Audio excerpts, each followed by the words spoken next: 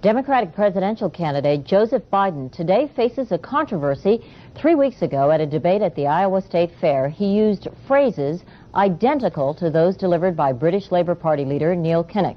Biden seemed to be claiming Kinnock's vision and life as his own. Why is it that my wife, who's sitting out there in the audience, is the first in her family to ever go to college? Why is Gladys the first woman in her family in 1,000 generations to be able to get to university? My ancestors who worked in the coal mines in northeast Pennsylvania don't come up after 12 hours and play football. 8 hours underground and then come up and play football. It's because they didn't have a platform upon which to stand.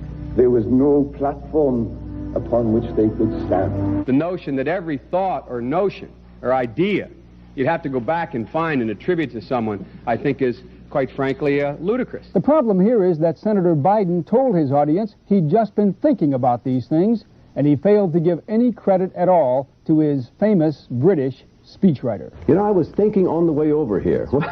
Now that's a little too much, because as you point out, what's behind the words? What's there? And a lot of people, the rap on Biden has always been that it's just a surface. I should have said, to paraphrase Neil Kinnock, it's the only time I didn't, and all the times I've ever used it.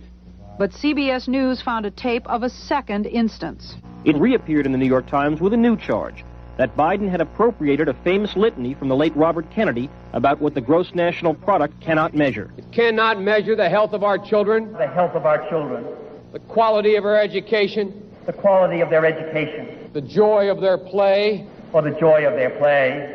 Biden gave Kennedy no credit. He has also quoted or paraphrased John Kennedy, Hubert Humphrey, and British Labour Party leader Neil Kinnock, all without credit. Joseph Biden admitted today that he committed plagiarism when he was in law school. He said it was a mistake, but that it was unintentional. He quoted 5 pages of someone else's work without proper citation. I've done some dumb things, and I'll do dumb things again.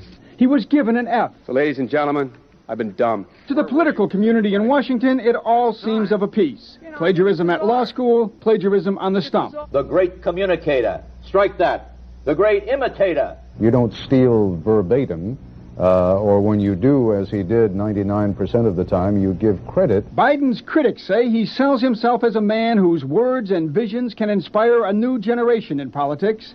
But if the thoughts, phrases, and visions really belong to others, it's a form of false advertising. Is it a wise idea, though, to take something that personal, anyway, from another politician and try and appropriate it to your own campaign? I think it was a stupid thing to appropriate material that was really very personal, that was someone else's. Most people didn't know who he was, you know, Joe Biden, and now they're going to say, oh, yeah, he's the guy who plagiarized. That's a lot of people. Politically, that's devastating. These clips are devastating. He looks like a Joe Biden wind-up doll with somebody else's words coming out.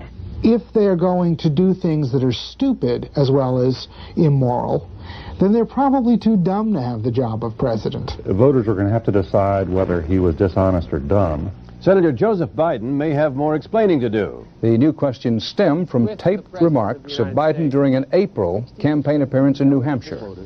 I went to law school on a full academic scholarship, the only one in my class to have a full academic scholarship. Went back to law school and, in fact, ended up in the top half of my class.